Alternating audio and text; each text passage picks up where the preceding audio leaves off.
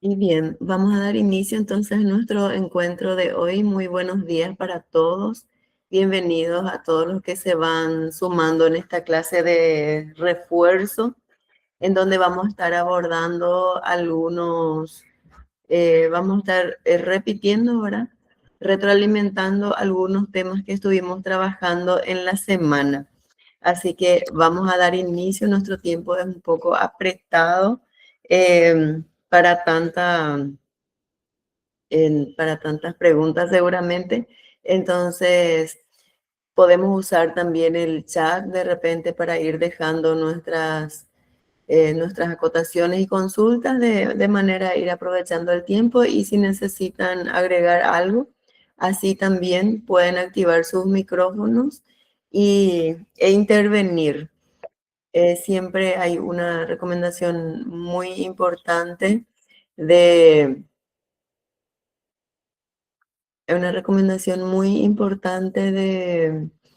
que tengan sus materiales de apuntes también.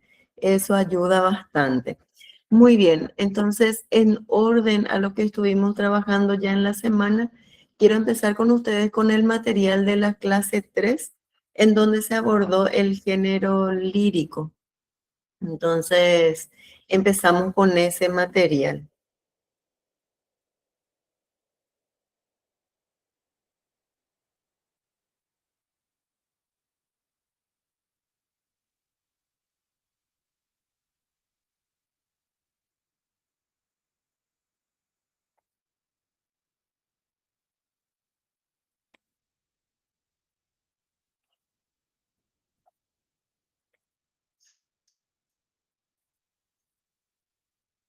Muy bien. En esta clase estuvimos abordando lo que es el género lírico y también los recursos literarios. Empezando un poco con la rima que es un elemento fundamental del género lírico. Y antes de ir a la rima, recordar que el texto lírico organiza ideas en un texto versificado. Eso significa que ese texto tiene una estructura visual, digo bien, perceptible. Entonces, incluso antes de que demos la lectura a profundidad al material, a simple vista ya podemos darnos cuenta de que estamos delante de una poesía, de un texto lírico. Entonces, la rima es uno de sus recursos más importantes. Esto aporta muchísimo a la musicalidad, al ritmo, la estructura del poema. Esto se refiere a la repetición de los sonidos, generalmente al final de los versos, y esto, por ejemplo, puede tener un patrón, es decir, una secuencia, un esquema, una organización, y esto ya se debe a la intención del autor y también se refiere al estilo que el autor utiliza para crear la poesía, porque los tipos de poesía están marcados también por la métrica, por el ritmo, por la rima. Entonces, de acuerdo a eso también existen diferentes tipos de poesía. Tenemos en primer lugar, la rima consonante, llamada también rima parcial, digo bien, la rima consonante, llamada también rima total o rima perfecta. Entonces sería varios nombres para designar lo mismo, y solemos presentar todos los nombres por si el nombre con el cual aparezca no estamos familiarizados. Entonces, si es que sabemos que son varios nombres para lo mismo, con el nombre que se presenta no vamos a tener dificultad. Muy bien. Dice rima consonante, entonces hace referencia a la rima perfecta, rima total o también rima consonante, que enseguida vamos a ver a qué se refiere. Después tenemos la rima asonante.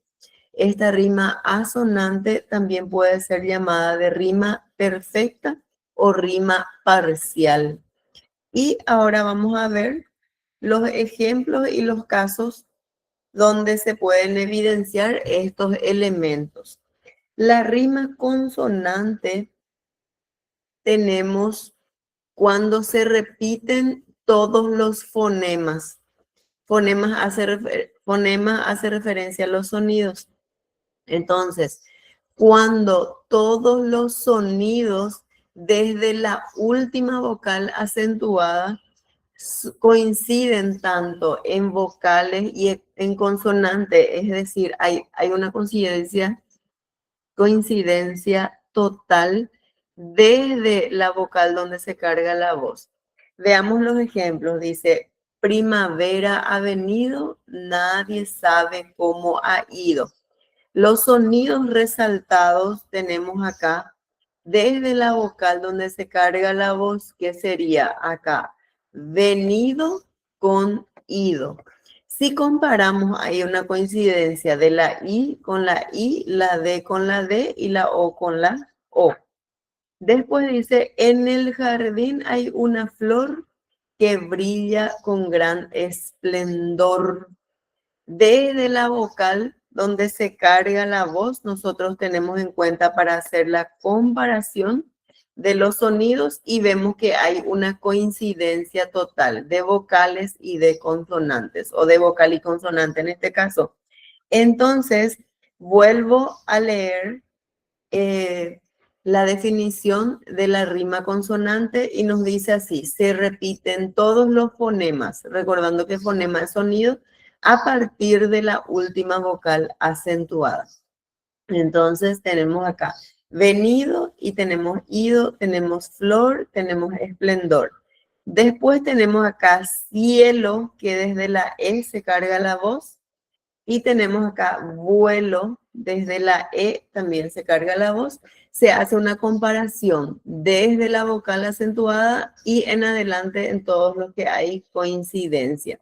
Entonces vemos también que la rima es total, es decir, hay una coincidencia total en los sonidos. Después tenemos mar, soñar, heridas, que se carga en la I. Este ya es otro ejemplo. Entonces, este voy a analizar por separado. Vamos a analizar por separado.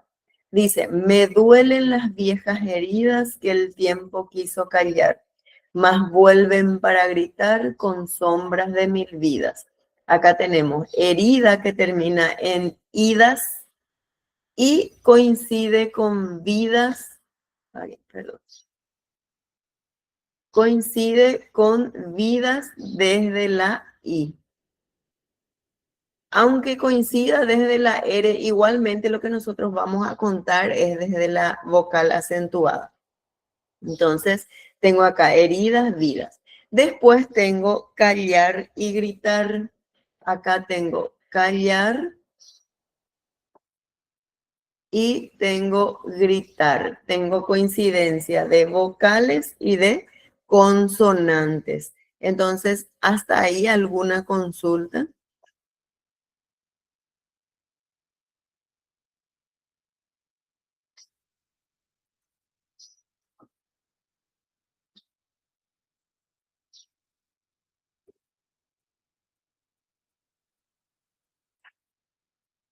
Muy bien, voy avanzando entonces.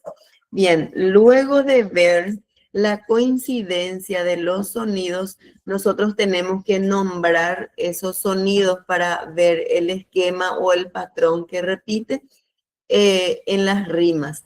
Para eso es importante hacer el conteo silábico. En este conteo silábico se cuenta como una sílaba gramatical, primeramente, pero también se tienen en cuenta las licencias poéticas para poder lograr la igualdad de los versos, en el caso de que se pueda igualar. Entonces, contamos las sílabas de esta manera. Me duelen las viejas heridas. Quedaría así, ¿verdad? Entonces voy a marcar, por lo menos en este párrafo, quiero marcar todo para que podamos seguir bien. Entonces voy a marcar una sílaba y dejar desmarcada la otra para hacer más rápido. Entonces acá, me, una sílaba, due, otra sílaba, len, otra sílaba, las, otra sílaba, acá die, otra sílaba, acá marco otra sílaba y esta última sílaba. Entonces ahí puedo contar. Tengo 1, 2, 3, 4, 5, 6, 7, 8, 9. Voy a intentar escribir a ver lo que sale.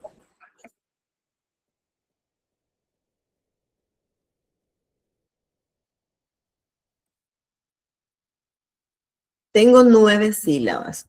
Bien, entonces el conteo es según la pronunciación y según los sonidos que vamos encontrando en cada emisión de voz, eso representa una sílaba. Entonces, acá tenemos 9 sílabas. Después, en la siguiente versificación, en el siguiente verso, tenemos, acá tenemos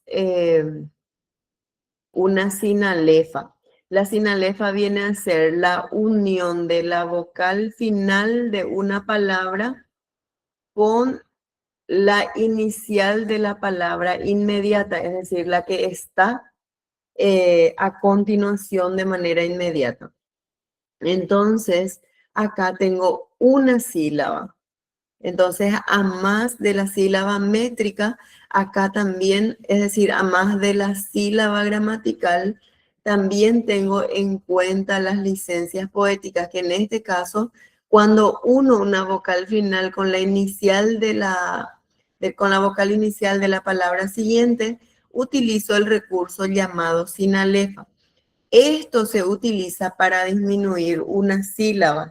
Entonces, en el conteo nosotros aplicamos la sinalefa y si es que necesitamos aumentar la sílaba, volvemos a separar esta misma sílaba agregando una sílaba con el recurso poético o con la licencia poética llamada hiato. Es cuando rompemos esa unión de las vocales de dos palabras. Entonces acá tengo una sílaba. Dejo libre esta sílaba, cuento 3 ya acá. Entonces 1, 2, 3. Dejo libre, cuento 4. Dejo libre, cuento 5 y acá cuento ya 6. Vuelvo a contar. 1, 2, 3, 4, 5, 6 y 7. Son 7 sílabas. Cuento de nuevo por seguridad. Tengo acá una sílaba. 2, 3, 4, 5, 6, 7. A principio voy a anotar 7. Porque es lo que en mi conteo inicial arrojó.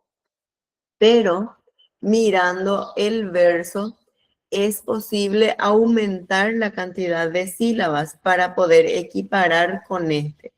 Tengo acá entonces, para sumar, en primer lugar tengo o puedo usar este recurso de la última palabra, en donde la licencia poética me permite sumar una sílaba cuando la palabra final es aguda.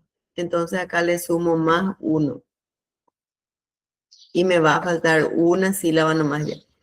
Acá recuerdan que habíamos sumado una sílaba, es decir, disminuido una sílaba. Esto yo puedo volver a separar. No me sale la marca, pero básicamente sería separar esto que él dejo acá, una sílaba, y ahí le sumo más una sílaba, logrando así la totalización de 9 sílabas a través de la licencia poética y logrando así también la igualdad de los versos, que es una característica también de la poesía lírica. Es una poesía con estilo en donde los versos tienen la misma medida. Ahora cuento la tercera, estos son versos, verso 1, verso 2, verso 3, verso 4. Acá terminamos de contar el verso 2, Ahora voy a contar el verso 3. Y cuento acá. 1, 2, 3, 4, 5, 6 y 7 también. Inicialmente 7. Bueno, entonces pregunto.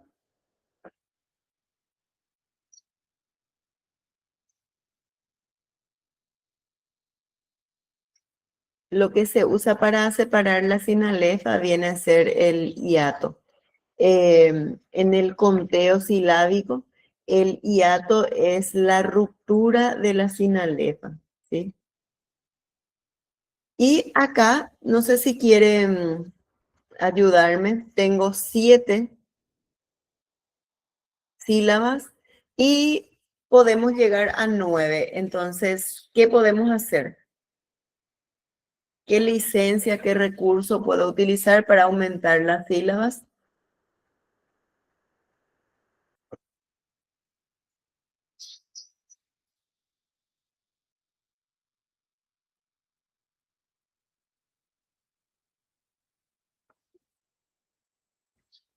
Podría ser la regla de la aguda para aumentarle una sílaba más. Muy bien, y ahí ya tendríamos 8. Nos faltaría una más si van pensando ya mientras. Entonces acá.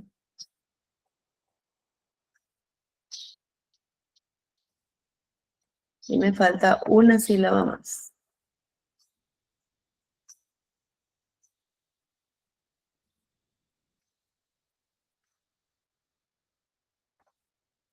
Bien, entonces al utilizar ya este recurso de la aguda, nos queda acá un recurso más, que es separar esta sílaba, esta sílaba está formando o sea, es un diptongo, es la unión de vocales en una sílaba. Entonces, utilizando el recurso de la diéresis, que son los dos puntitos, en este caso, va a simbolizar que cada una de estas vocales tienen sonidos independientes. Entonces, ahí aplicando la diéresis, yo puedo separar esta sílaba que inicialmente y gramaticalmente debería estar junta por licencia poética, entonces le sumo +1 por diéresis y ahí ya puedo igualar a 9, así como los demás versos, ¿sí? Después voy con la última sílaba. Tengo acá una sílaba, 2, 3, 4, 5, 6 y 7. Y por lo que vemos en esta última sílaba, no es posible sumarle ni restarle, entonces definitivamente se queda ya en 7. Entonces, para repasar un poquitito, hicimos el conteo silábico, fui marcando sílaba de por medio para que pueda resaltar, ¿verdad? La cantidad de sílabas y contamos. 1, 2, 3, 4, 5, 6, 7, 8, 9. Tengo 9 sílabas métricas acá. Acá tengo 1 inicialmente, 2, 3, 4, 5, 6 y 7. En el conteo regular yo tengo 7, pero utilizando las licencias poéticas yo logré equiparar a 9. ¿Cuáles son esas licencias poéticas? En primer lugar, yo tengo acá la palabra final que es aguda. Estas palabras agudas me permiten sumar una sílaba. Entonces, la terminación aguda hace con que yo pueda sumar una sílaba. Después tengo acá la unión de estas dos vocales que puedo separar nuevamente utilizando el recurso llamado hiato. Hiato es cuando rompemos la sinalefa y ahí le sumamos 9. Entonces, digo 1 y equiparamos a 9. El siguiente verso es 1, 2, 3, 4, 5, 6, 7. Inicialmente tiene 7. Después tenemos, para sumar, tenemos la aguda que es más 1 y recurrimos a la separación de estas vocales que forman un diptongo aplicando la regla de la diéresis que se puede simbolizar con los dos puntitos. Entonces acá, por ejemplo, voy a intentar ponerle el puntito. Acá en la U.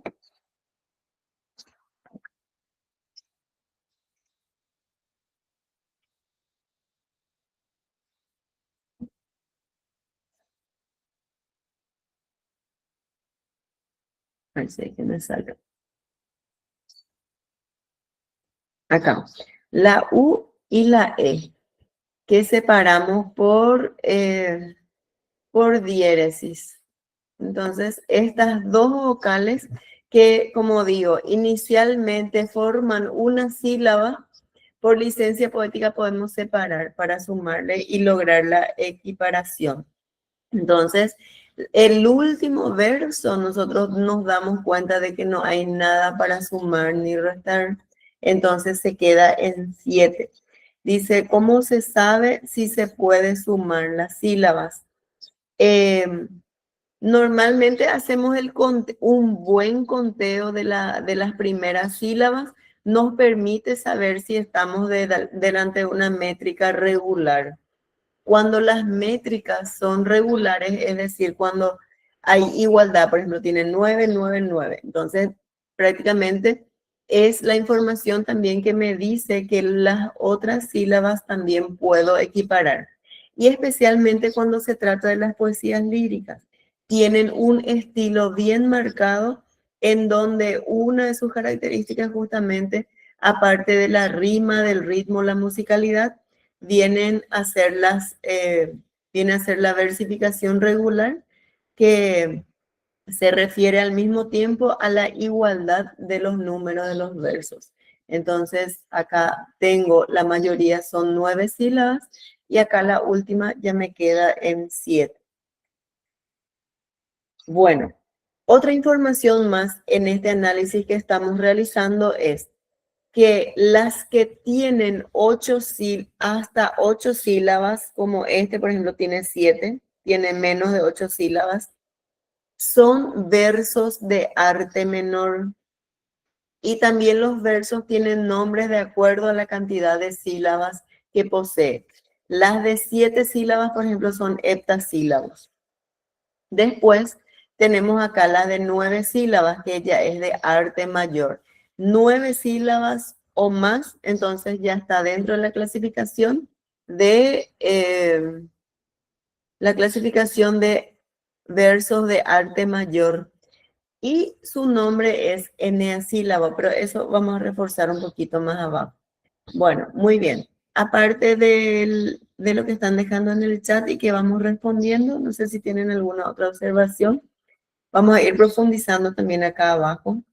Y lo principal que tenemos que hacer nos falta todavía, ahora que veo. Nos falta determinar la rima. Entonces, para ver la rima es importante contar bien. ¿Por qué? Porque si es de arte mayor va a llevar letra mayúscula. Y si es de arte menor lleva letra minúscula. Al primer sonido que aparece, considerando siempre la rima, acá es herida. A esto yo le voy a llamar rima A. Y como tiene 9 sílabas, tiene que ser letra mayúscula. Y le pongo A. Así. El segundo sonido que aparece es AR. Como no coincide con este sonido, entonces significa que es mi segundo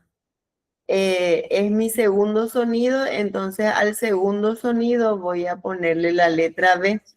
¿Y por qué es mayúscula? Es mayúscula porque es de 9 sílabas. Muy bien. Después tenemos acá el tercer sonido que coincide con el segundo. Entonces, gritar, el tercer verso coincide con el segundo sonido, gritar y callar. Entonces, le voy a poner también la letra D mayúscula, porque tiene el mismo sonido que el segundo verso. Entonces, le pongo B. Y el cuarto verso que dice vida, rima con herida. Entonces, tienen el mismo sonido y va a llevar la letra A, pero va a ser A minúscula porque es de arte menor. Entonces le pongo acá una A minúscula. Bien, pareado, ¿verdad? O me equivoco, sí. Después enseguida vamos a tener más especificación acerca de los pareados que ya hacen referencia al nombre de las estrofas. Entonces acá estamos viendo la parte de la rima todavía, enseguida vamos a llegar ahí, para no mezclar tanta información. Bueno, en esta parte acerca de la rima consonante, acerca de la métrica, eh, estamos realizando un análisis inicial y después vamos a repetir también la actividad en la otra parte que se refiere específicamente al conteo de las sílabas, pero que este esquema de rima no podemos hacer sin saber las sílabas, ¿verdad? Entonces mi rima, si me dice esquema de rima, sería A, B, B, A. Es decir, el primer verso rima con el cuarto, el segundo verso rima con el tercero. Y la mayúscula es cuando los versos son de arte mayor y la minúscula es cuando los versos son de arte menor. Muy bien. Después tenemos la rima asonante, que viene a ser la rima imperfecta, ¿verdad? También llamada rima parcial. Entonces nos dice, en este caso coinciden solamente las vocales y no coinciden todas las letras. A veces hay coincidencia parcial. Entonces, en este caso, el ejemplo que habíamos visto justamente correspondía a una rima total, entonces voy a avanzar nomás y después les muestro el ejemplo de rima parcial, porque en este ejemplo habíamos visto ya, ¿verdad?, de que hay una coincidencia total y este ejemplo que tenemos acá es una rima perfecta. ¿Por qué? Porque coinciden vocales y consonantes. Entonces, se cuenta desde la vocal acentuada, entonces visto eso, estamos delante de una rima perfecta para los ejemplos que se citan, pero nosotros vamos a concentrarnos en la parte del concepto o la definición, en donde se menciona que la rima imperfecta o asonante solamente tiene coincidencia de vocales, como tenemos acá también es rima perfecta. Y veamos por qué. Acá ya hay una mezcla, ¿verdad? Dice, Mesían se tiene en cuenta desde la I, que es la vocal acentuada, y tengo caían. Entonces, esta rima coincide con la cuarta, por eso es A, tiene el mismo sonido. Acá, viento, cuento desde la E, rima con momento. El sonido B, por eso es B. Entonces acá estamos nuevamente delante de una rima consonante, rima la I, la A y la N, la I, la A y la N. Acá rima la E, la N, la T, la O, la E, la N, la T, la O, quiere decir que hay una rima total. Tenemos después, el viento juega en la nieve y su canto nunca muere. Analizando esta rima, voy a marcar desde la E y acá también voy a marcar desde la E. Así. Y tengo nieve y muere. Entonces acá tengo nieve, tengo la E, la B y la E. En muere tengo la E, la R y la E. Mi definición o la definición de la rima asonante o imperfecta o la rima parcial me dice que solamente coinciden las vocales y no así las consonantes, como podemos evidenciar acá. Tenemos la B y tenemos la R. Entonces acá hay una rima parcial, es decir, que rima solamente o riman solamente las vocales. Después tengo río y tengo vivo. Yo voy a contar siempre desde la vocal donde se carga la voz. Desde ahí voy a tener en cuenta. Entonces acá tengo vivo. Y comparo. Tengo la I con la I. Coincide la O con la O y me sobra la B. Entonces, en cuanto a la fonética, en cuanto a al sonido, digo bien, nosotros podemos darnos cuenta de que hay una coincidencia parcial y esa coincidencia se da solamente entre las vocales. Y en cuanto a la consonante, ¿verdad? Sobra, digamos. Entonces tenemos acá un tipo de rima asonante o imperfecta.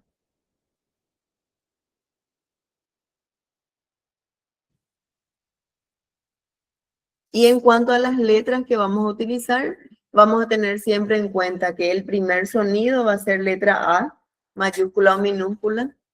Si es arte mayor va a ser mayúscula, si es arte menor va a ser minúscula. Después, el segundo sonido va a ser la B y el tercer sonido la C y así sucesivamente si es que hay más sonidos. Entonces, acá mi esquema de rima sería A, B, B, A. Es como un patrón, ¿verdad? Es algo reiterativo y también es intencional porque, como les decía, hace referencia al estilo poético o bien al estilo del autor. Normalmente nosotros contamos la rima de las últimas palabras, pero van a ver también que en los poemas modernos, como la rima JB, hay más rima porque la musicalidad que tiene y también el tipo de rima justamente es que está bien cargado ahora. Bueno, tenemos a continuación lo que hace referencia al ritmo y tenemos el ritmo regular y el ritmo irregular o libre. Esto básicamente sería como en la música, ¿verdad? Hay palabras muy cargadas de acento, pausa, entonación, entonces es lo que va marcando el ritmo también. Cuando la reiteración, es decir, utilizando la misma palabra que en el ejemplo anterior, cuando estamos delante de un patrón que repite en el mismo lugar los ritmos, entonces el ritmo es regular o constante.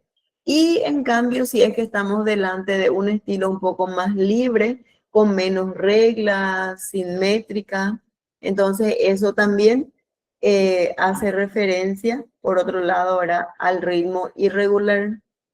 Al leer los ejemplos vamos a darnos cuenta de cómo se van dando esos acentos, ¿verdad? Y que recaen normalmente en la misma sílaba. Supongamos acá recae en la segunda sílaba. En este verso va a recaer también la segunda sílaba. Acá va a recaer en la segunda y así. Y de esa manera se logra la musicalidad.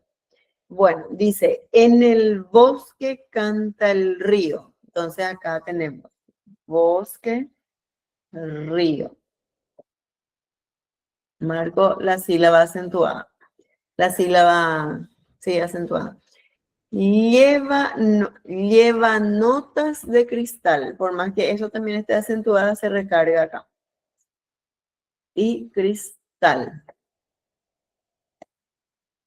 Las estrellas en el cielo danzan acá. Danzan con su luz de paz. Danzan con su luz de paz.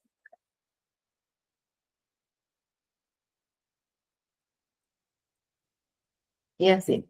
Entonces, por lo que vemos, bueno, quizás acá parezca que no está alineado, pero al hacer la silabación o al hacer la musicalidad, ustedes saben que hay vocales que se estiran para que alcance el tiempo, entonces con eso también se va logrando la musicalidad.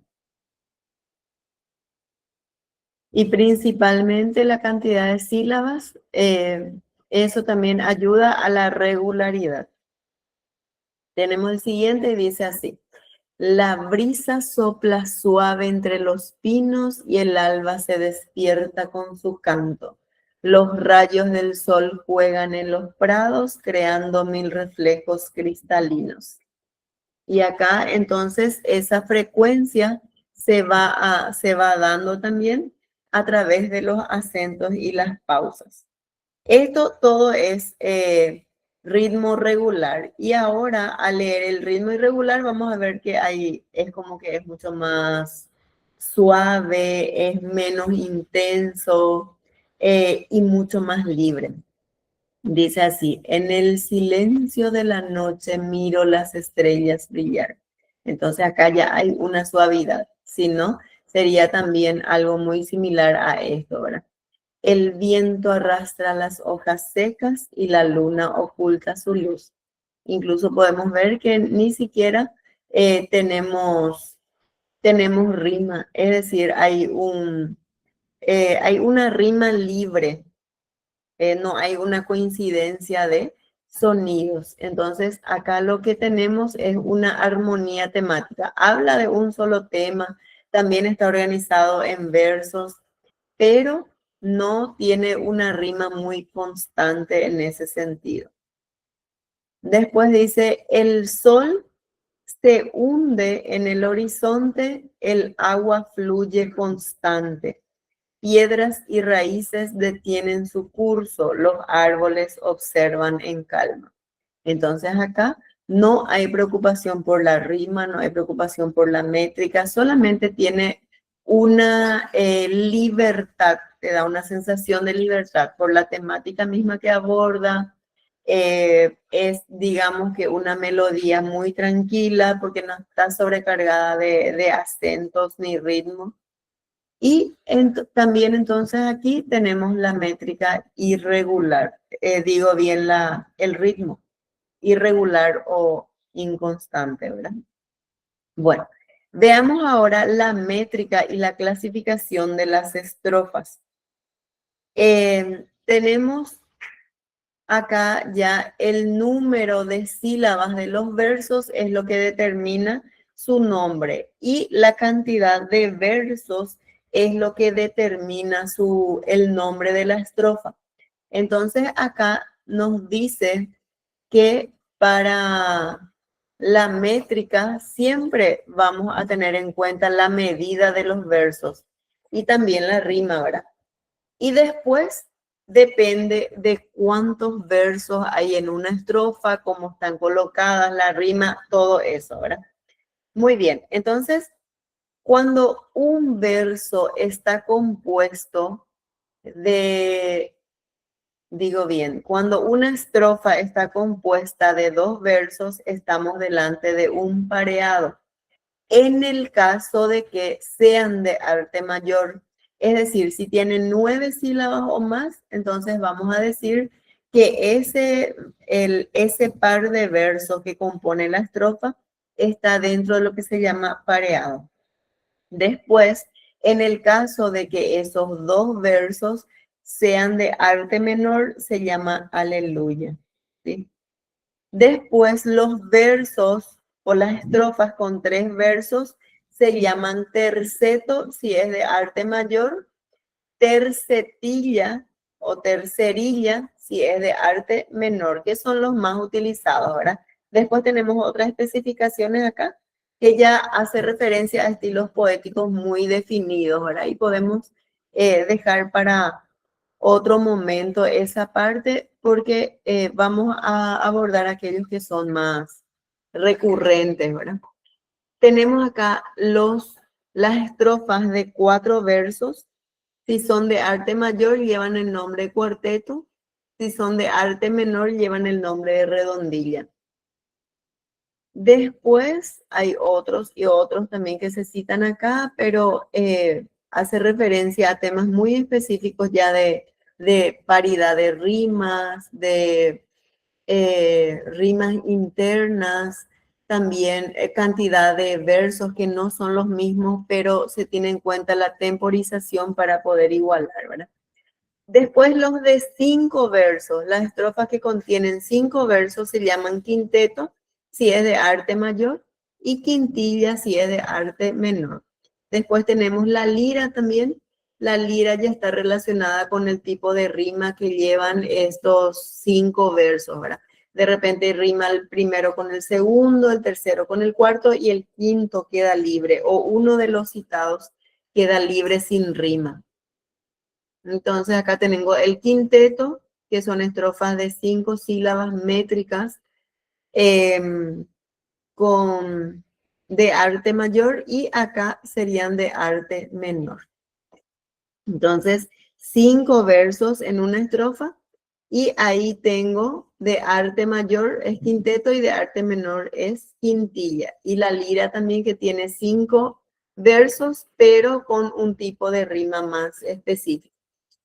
Tenemos las estrofas de 6 versos que se llaman sexteto en caso de que sea arte mayor y se llama sextilla en caso de que sea arte menor. Después tenemos los de 8 versos. Los de 8 versos normalmente se llama octosílabos, ¿verdad? Y en casos más específicos tienen estos nombres que ya están relacionados con tipos de rima, con musicalidad y ritmo también, al igual que los otros. El poema, estos ya son tipos de poema. El poema de 10 versos se llama décima, pero para que sea una décima, aparte de tener 10 versos, todos los versos deben tener 8 sílabas. Después tenemos los de 14 versos, ¿sí? Que es un tipo de poema específico también, al igual que la décima. Y estos tienen 14 versos de 11 sílabas organizadas en 2 cuartetos y 2 tercetos.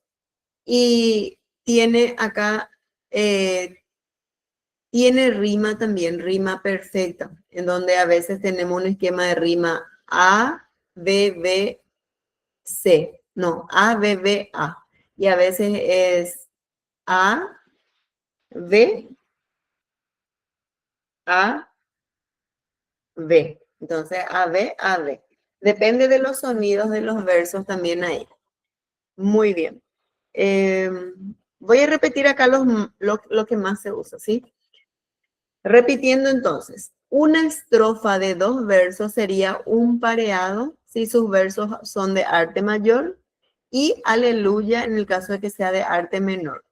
Una estrofa de 3 versos de arte mayor se llama terceto y de arte menor se llama tercerilla.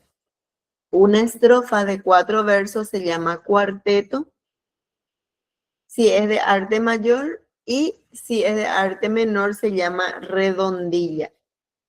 Después tenemos los de 5 versos que son quinteto en el caso de que sea arte mayor, quintilla en el caso de que sea arte menor y lira que ya está relacionado con la rima, ¿verdad?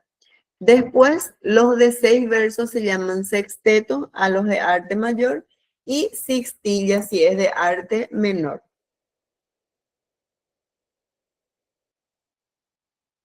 Después tenemos los de 8 versos, llamado octava real. Esto ya es un estilo poético. Después tenemos los de 10 versos. Esto en el caso de que, por ejemplo, todo el poema ya tenga 10 versos, es desde acá. Pero si simplemente es la organización de la estrofa, entonces sería un octeto, ¿verdad? Los de 10 versos son décimas en el caso de que toda la medida del poema tenga 8 sílabas. El de 14 versos es un soneto en el caso de que esté organizado en 2 cuartetos, 2 tercetos y todos los todos los versos tengan 11 sílabas. Después, bueno, hasta ahí, ¿verdad?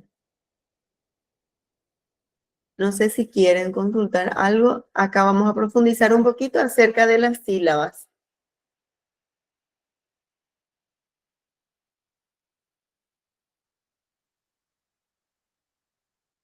Acá, por ejemplo, podemos ver incluso la rima. En estos esquemas estamos viendo la rima también. Con el simple ejemplo que nos va citando del número de versos, también podemos visualizar exactamente la rima. Nos dice acá, los de 8 sílabas de arte menor, esa A significa la rima, ¿verdad? La rima entre ellos, los dos versos en un aleluya. Y aleluya, recuerden ustedes que es, que viene a ser el par de dos versos. Si es de arte mayor, se va a llamar pareado. Si es de arte menor, va a ser aleluya. Después tenemos el terceto. El terceto, por ejemplo, tiene 11 sílabas, ¿verdad? Pero normalmente llamamos terceto cuando es arte mayor. Tenemos acá que rima la primera con la tercera y el segundo puede quedar libre o suelto, sin rima. Pero en pocas palabras, terceto se refiere a una estrofa de 3 sílabas de arte mayor. Después tenemos la tercerilla, son versos, son estrofas de 3 versos, arte menor, y en donde tiene rima consonante. Rima la primera con la tercera y la segunda queda libre. Después tenemos el terceto encadenado. Esto, por ejemplo, ya es una serie en donde hay versos que tienen rima, otros que no tienen rima.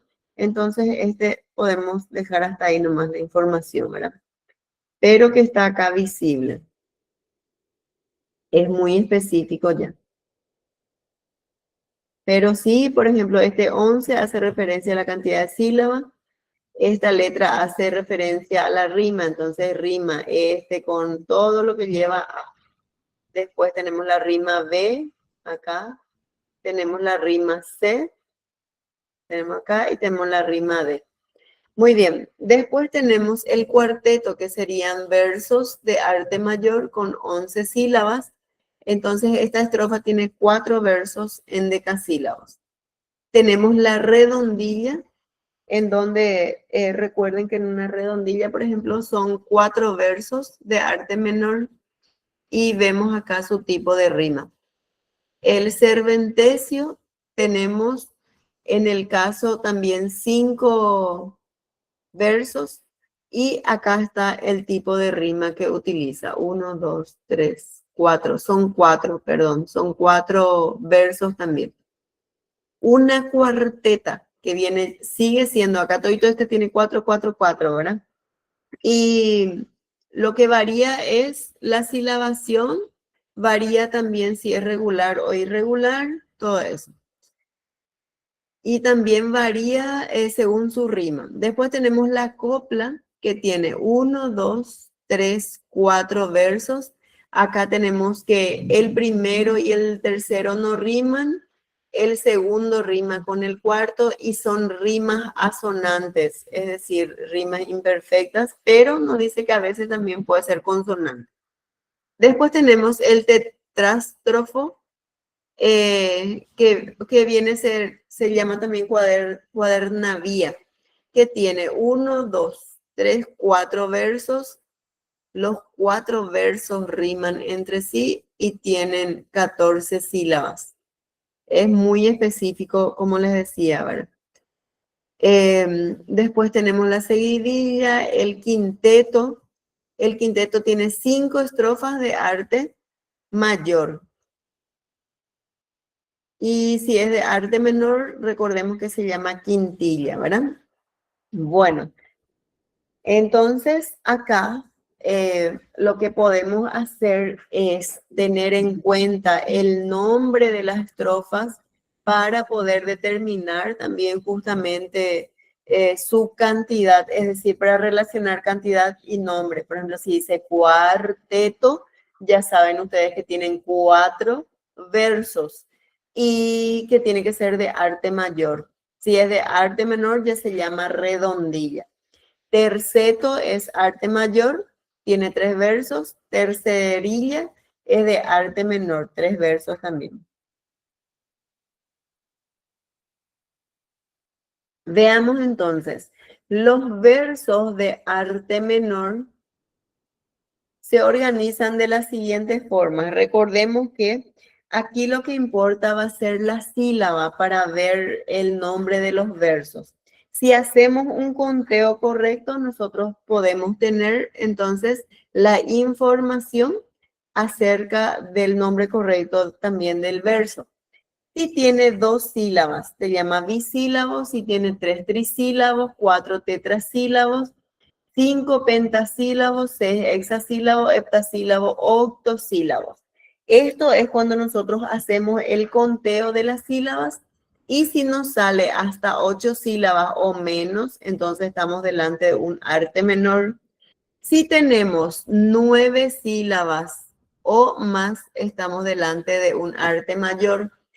Los versos en 9 sílabas se llaman endeasílabos, los de 10 decasílabos, los de 11 endecasílabos, 12 dodecasílabos, 13 tridecasílabos y los de 14 tetradecasílabos o alejandrinos. Entonces, no sé si tienen consulta ahí.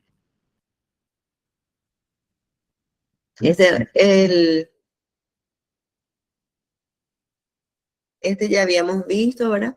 La acentuación, que si termina en una palabra aguda, nosotros podemos contar una sílaba más o sumarle una sílaba más. Si termina en palabra llana, eso permanece igual. Y si es que es una palabra esdrújula, le podemos restar una sílaba. Todo eso solamente en caso necesario. Tenemos las licencias métricas que ya estábamos adelantando un poquito, ¿verdad?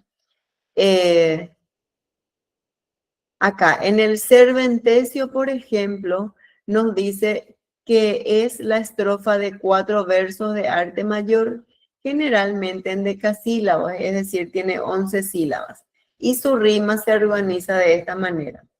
Después tenemos la sinéresis, que es cuando en la formación que es la formación de un falso diptongo. Esto utilizamos para restar una sílaba. Por ejemplo, si digo koala, por decir así una palabra. Koala, yo sé que gramaticalmente tiene que su separación sílaba va a ser ko, a, la. Esa secuencia de vocales no forma una sílaba. Pero si quiero disminuir esa sílaba, no es que si quiero, si necesito disminuir esa sílaba, yo puedo recurrir a la sinéresis, que es muy similar a la sinalefa, pero la diferencia es que la sinéresis se da dentro de una misma palabra. En cambio, la sinalefa se da de palabras secuenciales o palabras seguidas.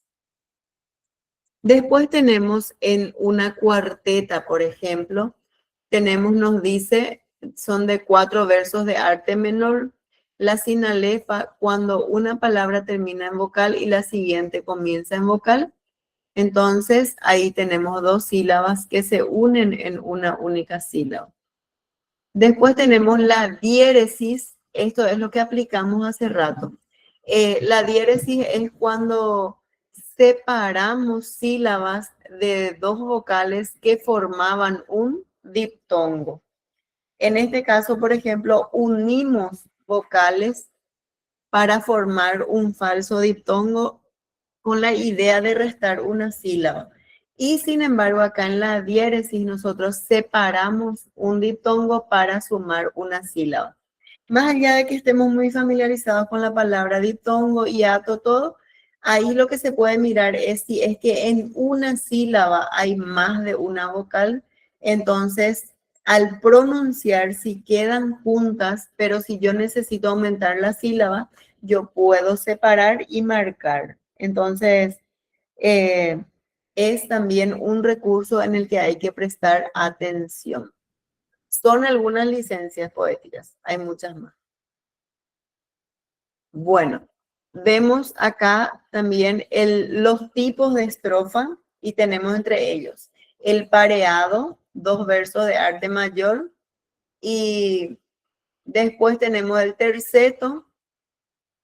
Esta ya es otra clasificación para lo mismo, que es mucho más sencilla, entonces podemos concentrarnos en este, ¿verdad? El terceto, estrofa de 3 versos de arte mayor, y acá nos menciona su tipo de rima. El cuarteto viene a ser 4 versos de arte mayor y la redondilla viene a ser 4 versos de arte menor. Seguimos con los tipos de estrofa. Tenemos el que se denomina cuadernavía, que viene a ser de 4 versos. Todos los versos tienen 11 sílabas, 14, digo bien, 14 sílabas.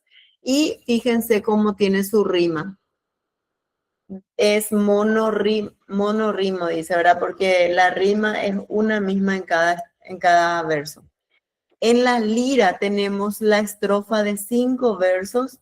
Se mezcla, hay una mezcla de arte mayor con arte menor. Hay de 7 y de 11, ¿verdad? O de 11 y 7. Después tenemos la quintilla, que es estrofa de 5 versos de arte menor y rima consonante. Bueno, no sé si vamos siguiendo la clase, qué tal les va hasta ahí. Sigo leyendo mientras, ¿verdad? Pero pueden habilitar sus micrófonos o pueden dejar su acotación en el chat. Tenemos la copla la copla de pie quebrado, que es la estrofa de 6 versos octosílabos y tetrasílabos. Acá ya vemos cuántas sílabas tiene y su tipo de rima. Tenemos la octava real, que está formado por 8 versos endecasílabos y tiene también su tipo de rima. Y esta décima que ya mencionábamos hace rato, tiene 10 versos y todos ellos tienen 8 sílabas por lo general o por la forma, ¿verdad? Muy bien, vamos a la práctica. Están ahí, ¿verdad?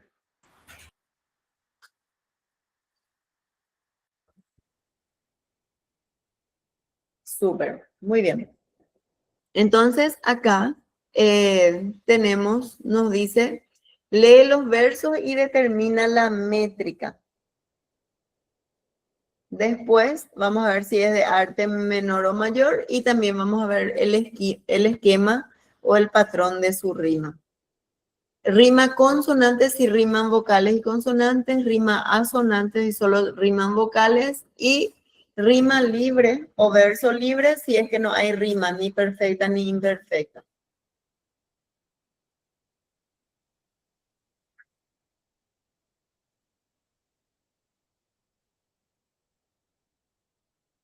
Bueno, nos dice, en el bosque canta el río, susurra el viento al pasar, el cielo observa tranquilo con estrellas al mirar. Analicemos entonces el número de sílabas métricas. Para saber el número de las sílabas yo tengo que hacer un conteo silábico y cuento acá. En el bosque, a ver, en el bosque canta, esperen, estoy contando mal. En el bosque canta, canta, acá se unen. Y después río, son 9. Entonces en un conteo sencillo son 9.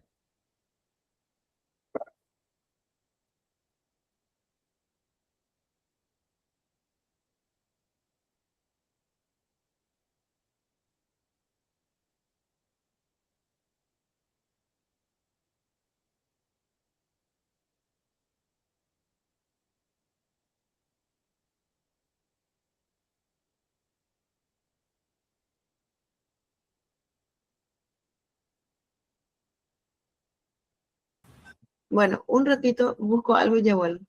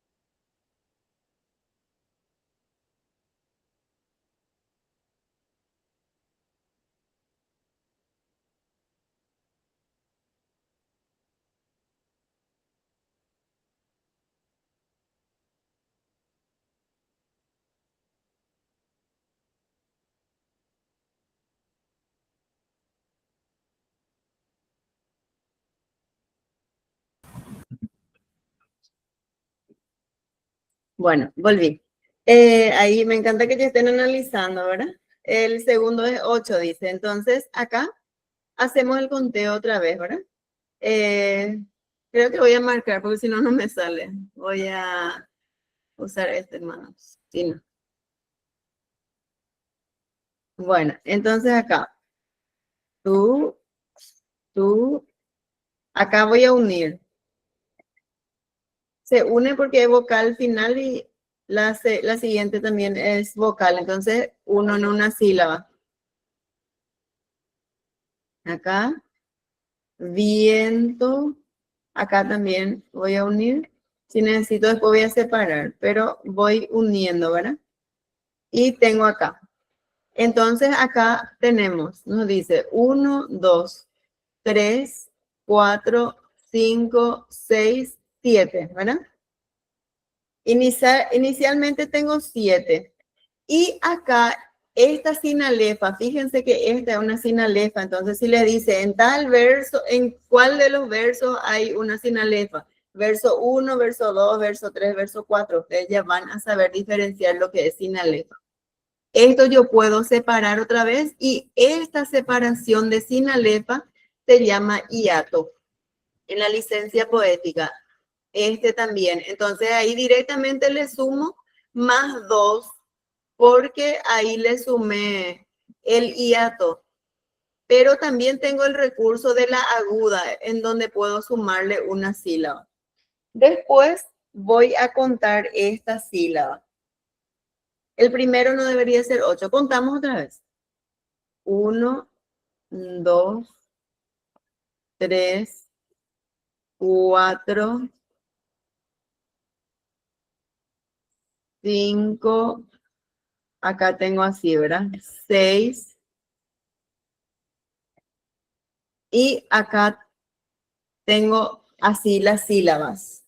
Entonces cuento 1, 2, 3, 4, 5, 6, 7 y 8. Inicialmente tengo 8 entonces. Ahí, tengo 8 y este podemos dejar en 8 también. No sé si puedo borrar. Voy a intentar borrar mi... Sí. Bueno, entonces puedo dejar también este en 8.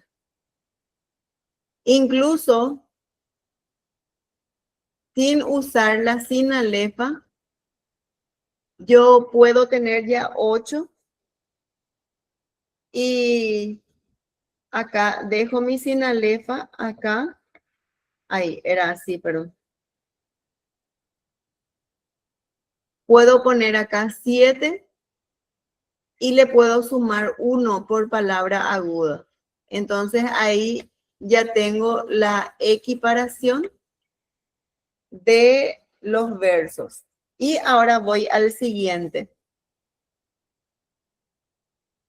Sí, se divide, río se divide, muy bien. Ustedes pueden sentir el sonido, más allá de las normas, ustedes pueden tener en cuenta los sonidos. Por ejemplo, si yo digo río, eso yo tengo en 2 emisiones de voz, entonces, entonces separo también en sílaba. Muy bien. El río se divide río, sí, muy bien. Entonces voy al siguiente. Acá tengo vocales que unir y ya nada más. Entonces, 1, 2, 3, basta la B. 3, 4, 5, 6, 7 y 8. Fíjense que si yo no hacía esto me podía salir más, ¿verdad? Entonces acá es 8. Voy con el siguiente y tengo 1, 2, 3, 4, 5, 6 y 7. Inicialmente tengo 7. ¿Qué puedo hacer para poder equiparar?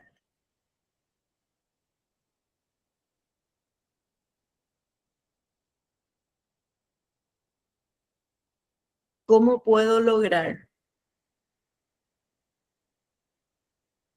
Muy bien, sí, la última sílaba es aguda, entonces acá, por palabra aguda, yo le sumo más uno. Yo tengo que saber por qué estoy sumando. No, me salió 7, le pongo más uno y ya está, ¿no? 7 por la aguda. Y ahí tenemos que todos tienen 8. Esto también me va a permitir hacer mi rima, porque si yo sé que es 8, es de arte menor, entonces mi símbolo va a ser una letra minúscula. El primer sonido que encuentro es río, entonces va a ser A minúscula, acá, algo así. Pasar es mi segundo sonido, va a ser B. Tranquilo tiene una rima parcial con río, pero no es muy acentuado, ¿verdad? Pero podemos dejarle, riman las vocales. Entonces le pongo A.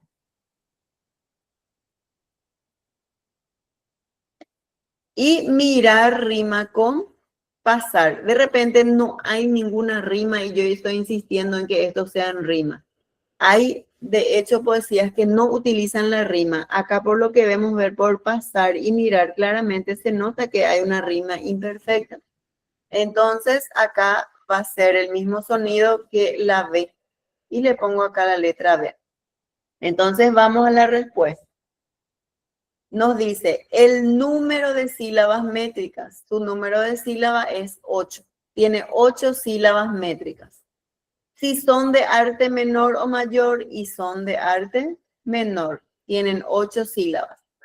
El esquema de rima es consonante, asonante o libre.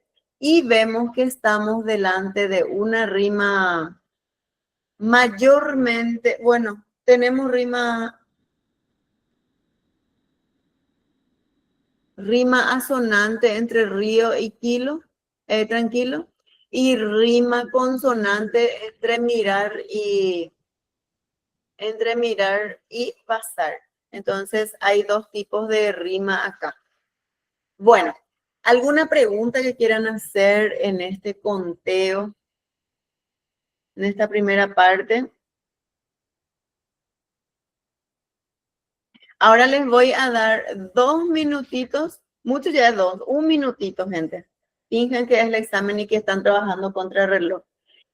1 minutito para hacer todo esto que hicimos acá en este. Analicen, por favor.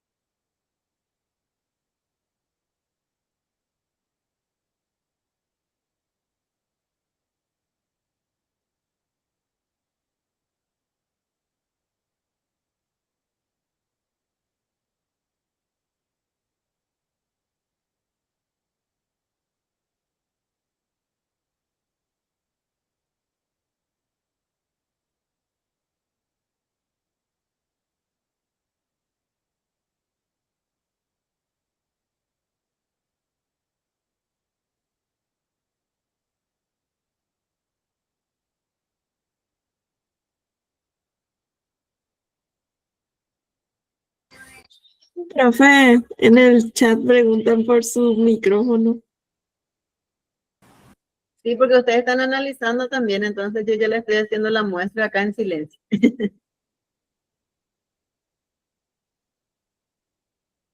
Bueno, estaban haciendo la comparación, ¿verdad? En teoría, esto se puede igualar. Acá se puede equiparar a 8, ¿verdad? Por lo que veo acá, este de 9 ya no podemos restar. Entonces, este va a quedar en 9. Lo que podríamos ver es si podemos igualar todo a 9 y se ve que no tan bien porque es solo acá hay solo uno que se puede sumar y quedaría en 8. Entonces, el primero ustedes contaron 8. 1, 2, 3, 4, 5, 6, 7.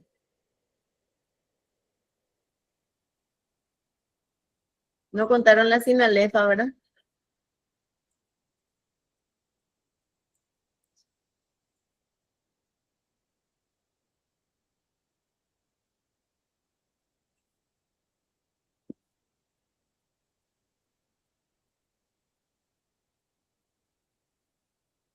Ahora se escucha ya, ¿sí? Bueno, entonces, fíjense que en este caso nosotros no vamos a lograr la igualdad. Quizás acá sí, ¿verdad? Por gusto podemos hacer acá más uno también. Y tenemos 8. Entonces tenemos de 8 y de 9. Porque este no vamos a poder igualar. 1, 2, 3, 4, 5, 6, 7, 8, 9. Sí, no podemos igualar. Entonces, analizando la respuesta, el número de sílabas métricas tenemos de 8 y de 9. Son de arte menor y mayor, porque tenemos el de 8 y el de 9. Y después dice el esquema de rima. Vamos a ver, tenemos brillo. Voy con esto. Tenemos acá brillo, que rima con tranquilo, hay una rima parcial. Tenemos calma con alma. Ahí. Entonces, tiene también los dos tipos de rima. Acá brillo y tranquilo es rima asonante y calma con alma es rima consonante. ¿Está bien?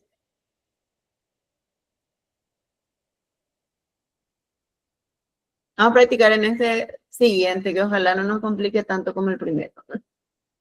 Bueno, analizamos entonces, ¿verdad? Acá tenemos 1, 2, 3, 4, 5, 6 y 7. Tengo acá 7.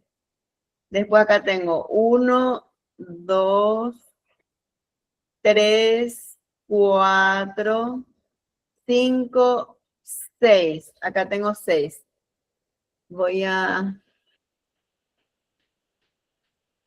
Acá tengo 7, era, ¿verdad?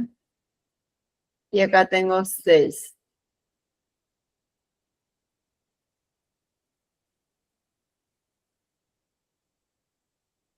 Para el examen, por ejemplo, se realiza un análisis exhaustivo e intencional.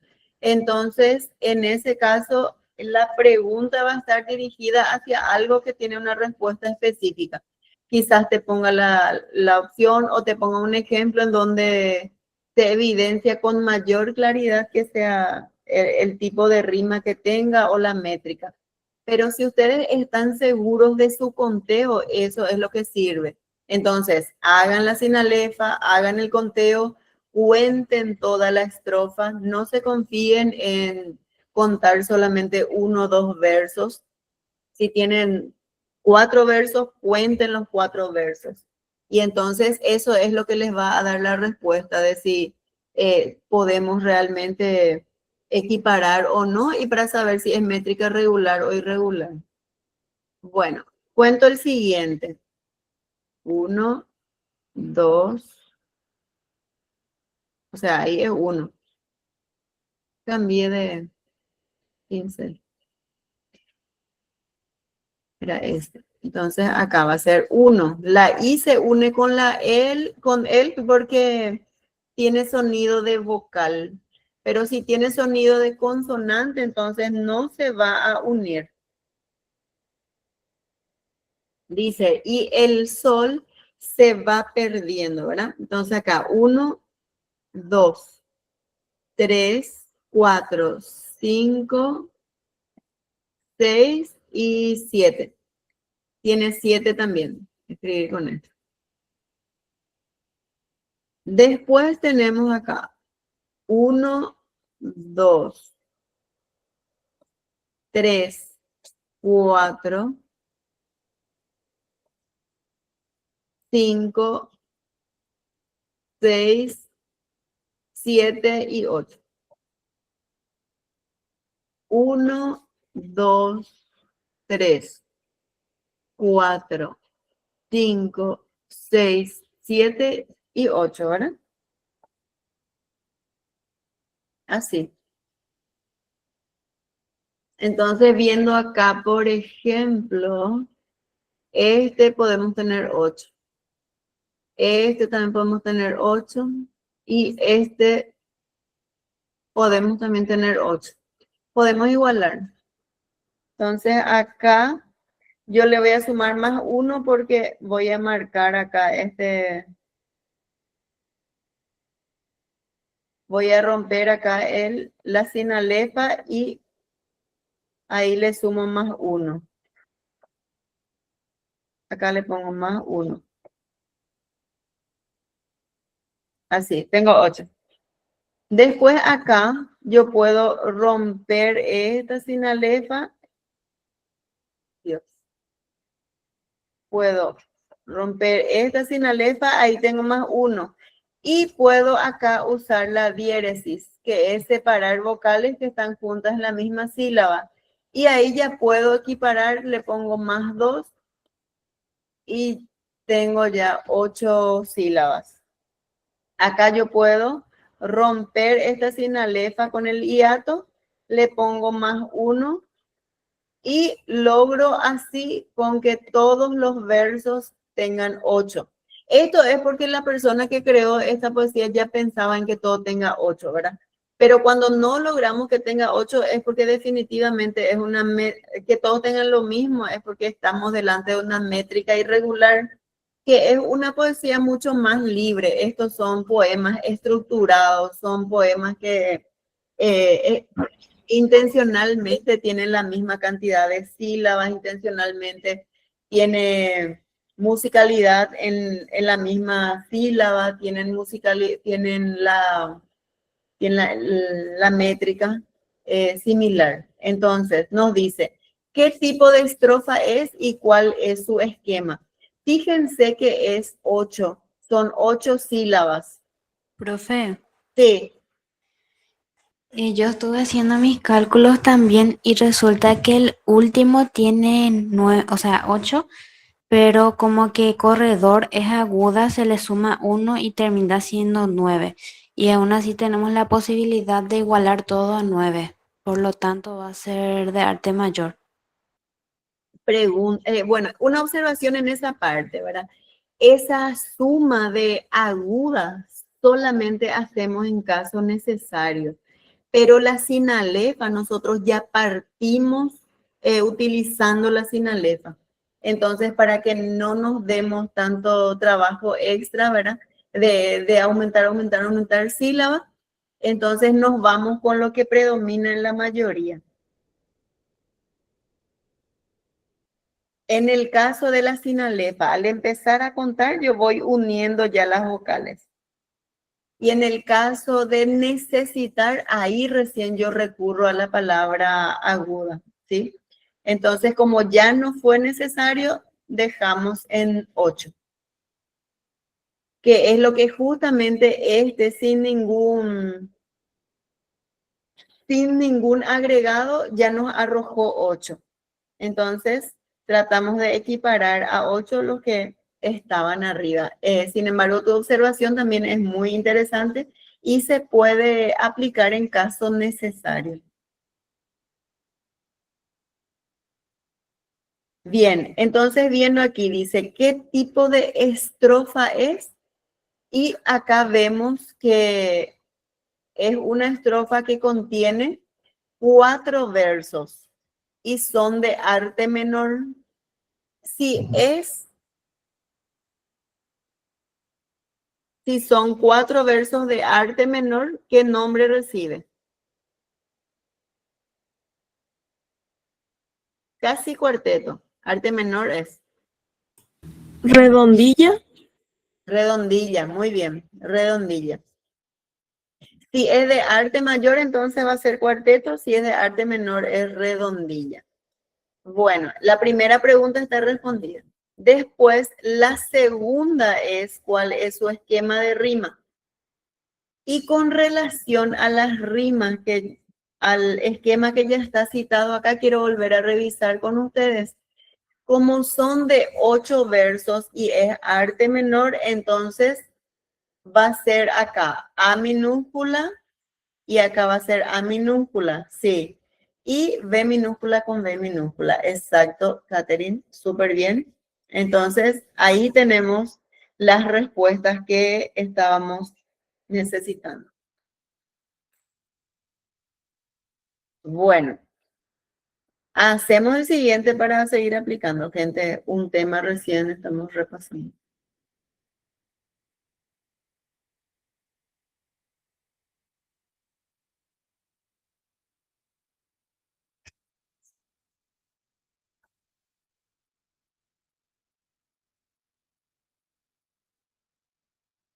Ahí tienen las respuestas para comparar también, ¿no? Bueno, muy bien. Este ya quiero dejar acá, ¿sí? Este material. Con relación a las figuras literarias, yo sé que ustedes pueden leer, comprender y aplicar, pero en el caso de la poesía sí necesitábamos ese desglose minucioso, ¿sí? Entonces, si les parece, ya voy al siguiente material de morfosintaxis. Si no tienen alguna consulta más específicamente con relación al género poético. Yo les decía en la clase anterior que ustedes busquen un soneto y que practiquen con un soneto. ¿Por qué con el soneto? El soneto me permite saber la cantidad de sílabas antes de contar. Y eso también me permite que yo pueda volverme más experto en el conteo de las sílabas, porque yo sé que me tiene que salir 11, pero no es que voy a poner 11, sino que tengo que encontrar 11.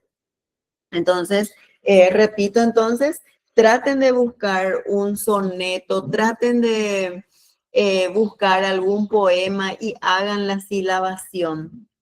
Puede haber rima consonante y asonante. Sí, veíamos en uno de los ejemplos que, porque son poesías sin estilo, ¿verdad? Si son poesías con estilo, normalmente hay una sincronía en todo.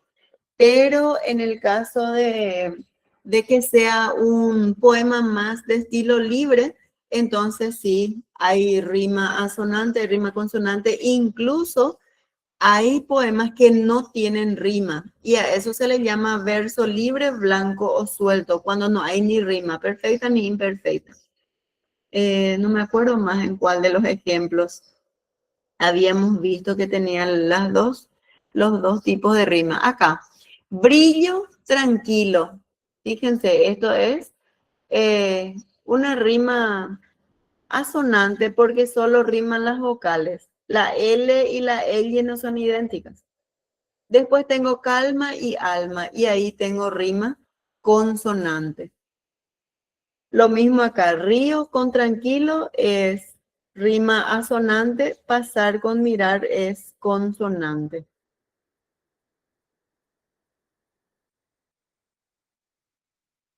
Bueno, busco ahora mi siguiente material,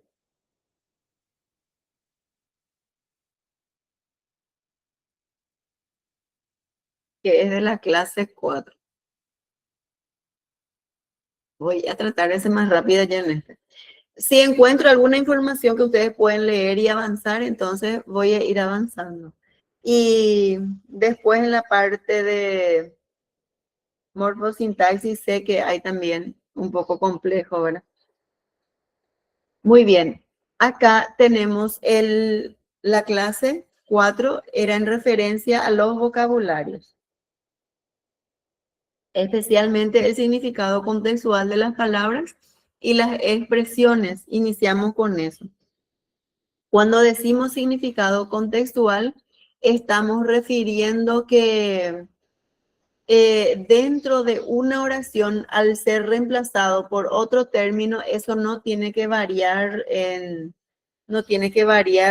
significado, en el significado que se quiere transmitir. Tenemos la sinonimia.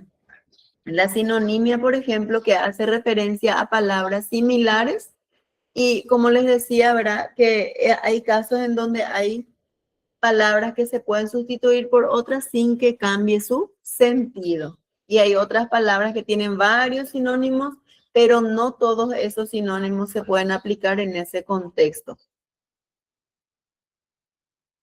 Ejemplo, contento, feliz son palabras sinónimas que yo puedo utilizar en una expresión sin que varíe su sentido. Después tenemos los antónimos, las palabras antónimas, nosotros para poder reconocer, porque fíjense que si yo estoy delante de alto, yo sé que su antónimo va a ser bajo, pero si estoy delante de una palabra no muy familiar en el uso, yo tengo que tener una técnica para poder reconocer su antónimo.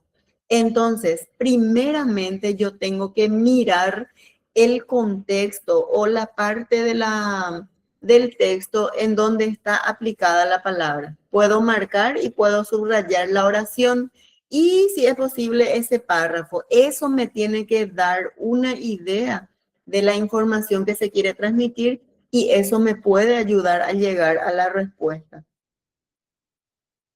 Es decir, antes de buscar el antónimo, yo tengo que reconocer el significado de esa palabra, por más que yo esté delante de una palabra desconocida. Bueno,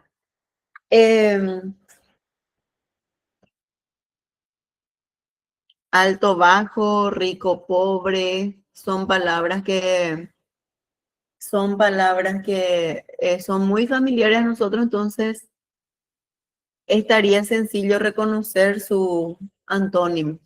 Pero también podemos utilizar el recurso de los prefijos y sufijos que después vamos a ver también acá o que estuvimos viendo en la semana, ¿verdad? Por ahí sí ya no llegamos a eso. La homonimia hace referencia a palabras que se escriben igual, pero tienen distintos significados. Tenemos banco, banco, se escriben igualito, ¿sí? Después tenemos las palabras homófonas que son iguales en sonido, pero su diferencia radica en que las letras que contiene tienen el mismo sonido, pero no es la misma letra. Por ejemplo, votar y votar. Esas son palabras homófonas, es decir, son iguales en sonido. Tenemos después la paronimia, que son palabras parecidas. Por ejemplo, actitud, aptitud, adaptar, adoptar, entre otras. Tenemos aprender y aprender, ¿verdad? Que son palabras parónimas, son solamente parecidas, ni su significado tiene nada que ver. Tenemos acá los prefijos. Estos prefijos son partículas que se anteponen a la raíz de la palabra y que transmite toda una información.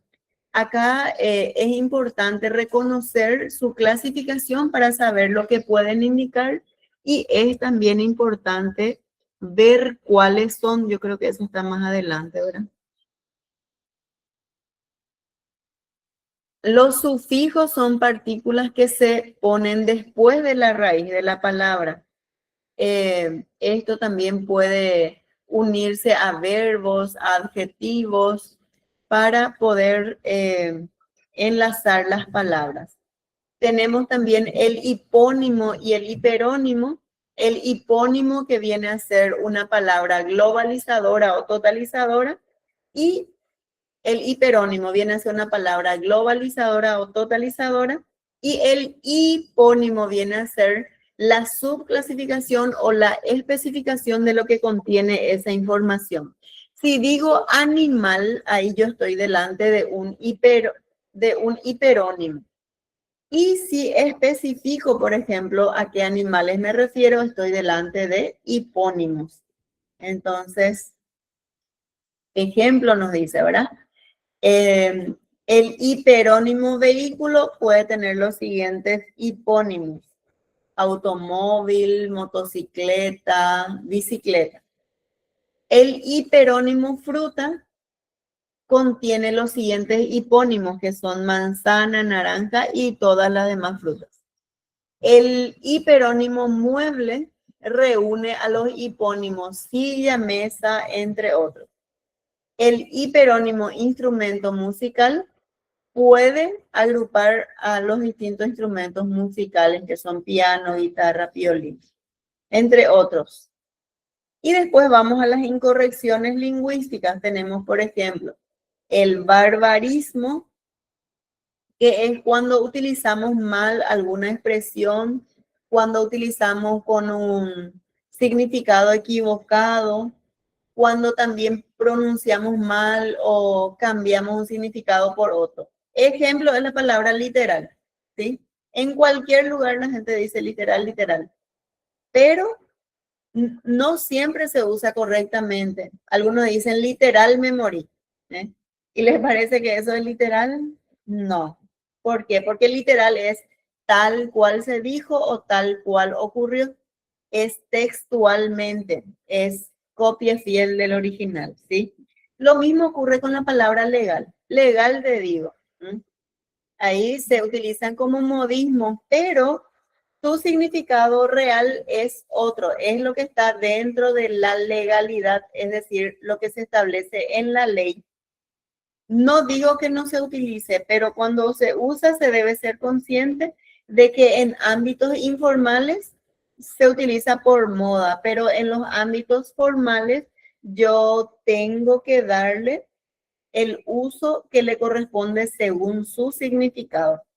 Entonces, eso sería un barbarismo cuando nos inventamos palabras o cuando usamos una palabra con otro significado, cuando no pronunciamos bien, cuando tragamos una letra S o alguna otra consonante. El siguiente ejemplo es el solecismo. Esto se refiere a la construcción gramatical. A veces se cambia de lugar alguna palabra y eso hace con que el significado de la expresión pueda variar o bien no sea muy claro o puede dar lugar a malas interpretaciones. Carmen no se recuerda bien del recado, dice, ¿verdad? Entonces ahí están marcados algunas faltas de concordancia, ¿verdad? El pleonasmo. Pleonasmo viene a ser cuando repetimos una expresión innecesaria, haciendo un abuso y prácticamente demostrando que no conocemos el significado de la palabra que usamos.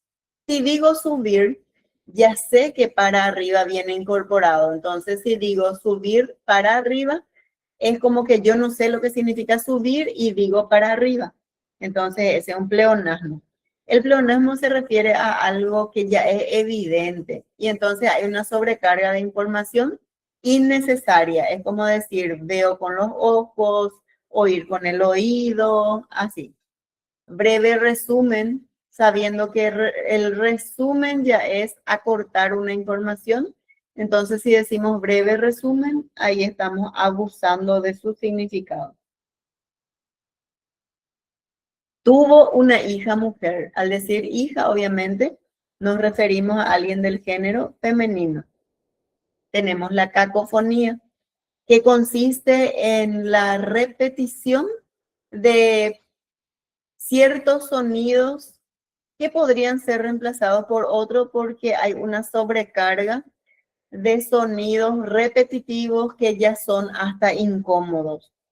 Por ejemplo, dice acá, con conocimiento. Roberto corre rápido, el sonido de la R está siendo muy reiterado. Va a Acapulco, acá la A, la A, la A. Se puede sustituir por otro, ¿verdad? La aparición de la misma sílaba cercana, Marcela, abuela y Micaela, ahí tenemos la.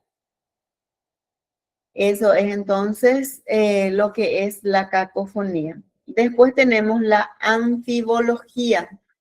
Esto es también muy similar al anterior en donde se intercambiaba el orden de las palabras, pero acá hay un abuso en donde varios elementos de la oración ya están alterados, llevando a una confusión, dando lugar a una incorrecta interpretación.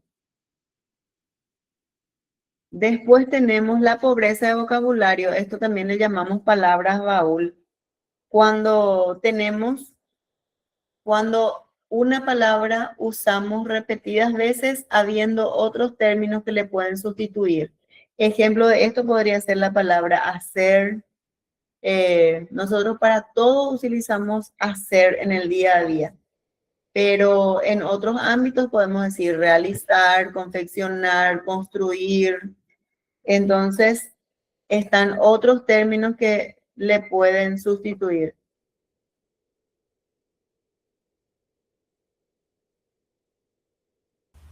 Bueno, dice, valora todo lo que valen tus valiosas acciones. Y acá la repetición tenemos con que valen, valiosas y valora. Y acá tenemos un ejemplo de cómo podría también reconstruirse de una manera más elegante esa información. Después tenemos la connotación y la denotación. La connotación es cuando nosotros utilizamos una frase de una manera o una palabra de una manera apreciativa, sin tener en cuenta si es o no es literal. Por ejemplo, si yo a ustedes les digo hijo, hija, le estoy diciendo hijo en sentido connotativo. Ahora, si a mi hijo le digo hijo, ahí ya es en sentido denotativo porque es en sentido real. Entonces, cuando utilizo una palabra o cuando se utiliza una palabra en forma simbólica o figurada, estamos delante de un lenguaje connotativo. Y si es que se utiliza de manera literal, entonces estamos delante de un lenguaje denotativo. Es como decir, por ejemplo, esto es una cárcel y yo me refiero a una situación de la que no puedo salir. Eso sería el lenguaje connotativo. Pero si es una cárcel real, ahí estamos delante de un término denotativo. Bueno, y ahora voy a la siguiente diapositiva. En lo que me dé tiempo un poquito, creo que estamos ya casi sobre la hora ahora. Pero, a ver, 3, 4, 5. Está la clase 5.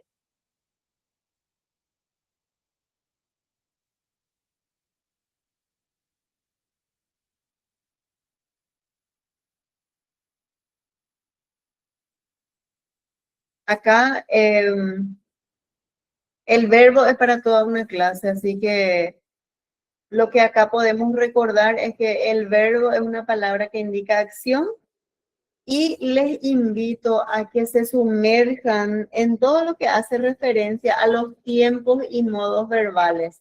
Estudiar el modo indicativo, el modo imperativo, el modo subjuntivo y los tiempos verbales, ¿verdad? Que son el presente, pretérito y el futuro a principio, pero después están las formas perfectas, imperfectas, el tiempo simple, el tiempo compuesto. Acá lo que podemos mirar en este corto tiempo que tenemos es que el verbo tiene una variación de tiempo, de modo, de aspecto, de voz y de persona. Todo eso es en referencia a la gramática. Primera persona es el hablante, segunda persona es el oyente, la tercera persona es otra que no está dentro de la conversación y a quien se hace referencia. Esto también está relacionado con los pronombres yo, tú, él, nosotros, vosotros, ellos. También acá nosotros utilizamos el pronombre usted o ustedes. Utilizamos también el pronombre vos. Entonces mi verbo tiene que concordar también con el tipo de pronombre que estoy utilizando. Tenemos el modo subjuntivo acá, ¿verdad? Modo imperativo, acá tenemos el aspecto perfecto que indica una acción acabada o completada. Tenemos el aspecto imperfecto que indica una acción que está siendo realizada, es decir, todavía no terminó o hubo un progreso mayor para su realización.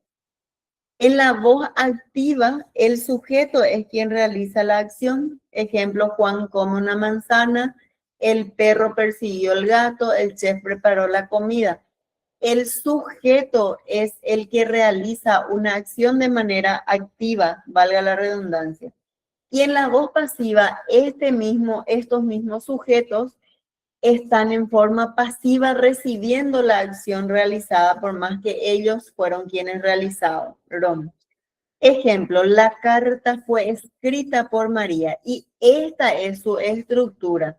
La carta, que es un sujeto pasivo, fue escrita, que es un verbo pasivo o verbo en voz pasiva, y por María, que es un sujeto paciente. Yo puedo decir, María escribió la carta. Eso sería voz activa. Pero si digo, la carta fue escrita por María, esto ya está en voz pasiva. Tenemos los verbos regulares, que son aquellos que mantienen la raíz al conjugar y a más de eso utiliza las mismas partículas de los verbos que están en el ejemplo más abajo. Esos son los verbos regulares. Por ejemplo, cantar, yo digo canto, cantas, canta. Y hasta la T no varía al conjugar.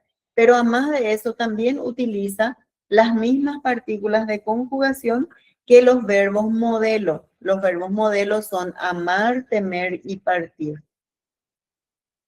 En cuanto al tipo de infinitivo, nosotros tenemos tres tipos de infinitivos según su terminación.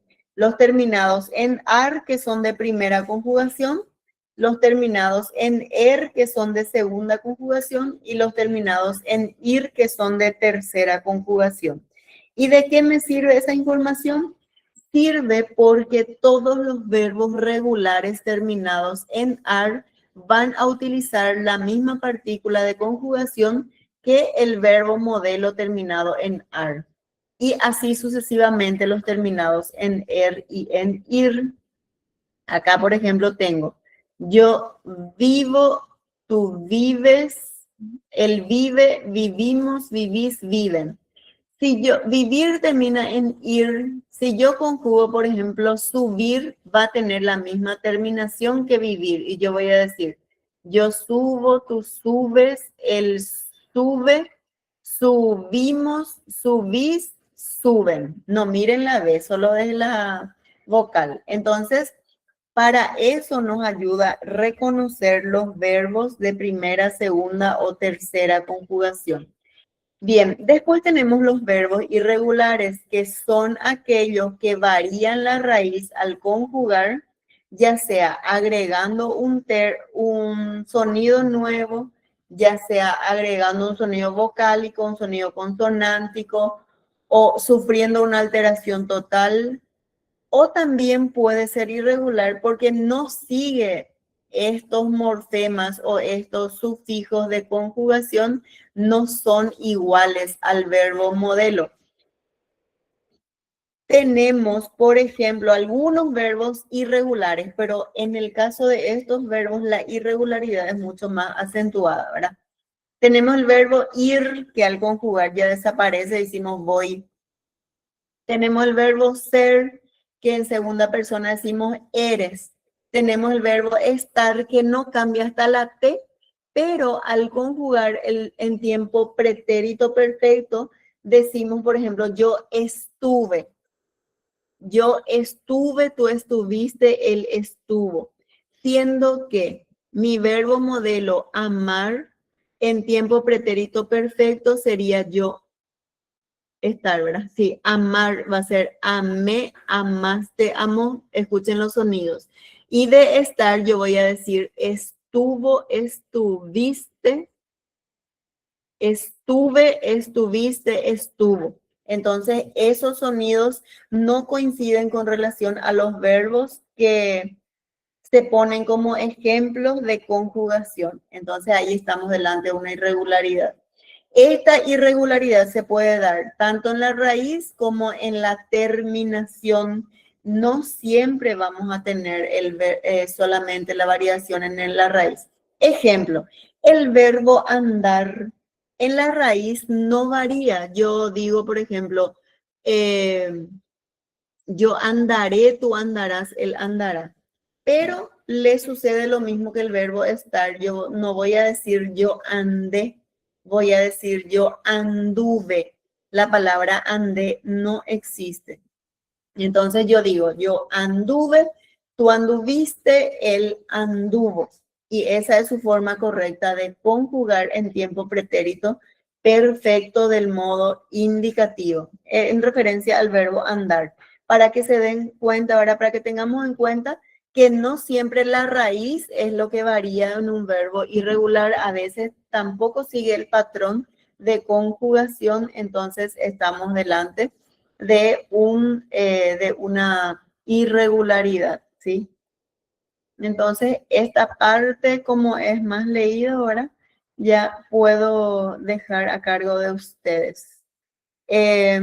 Lo que sí también quiero reiterarles es que traten de practicar la concordancia, que no llegamos a abordar ahora, pero que en la semana se estuvo trabajando, y por sobre todo practicar la aplicación de los ejercicios. Y si tienen cualquier duda, ustedes los grupos de estudio pueden utilizar también para ir consultando entre ustedes de repente, y si es que nosotros estamos ahí también, seguramente que cada quien a su tiempo puede intervenir para poder aportar algo a la formación y a la preparación de ustedes, ¿sí?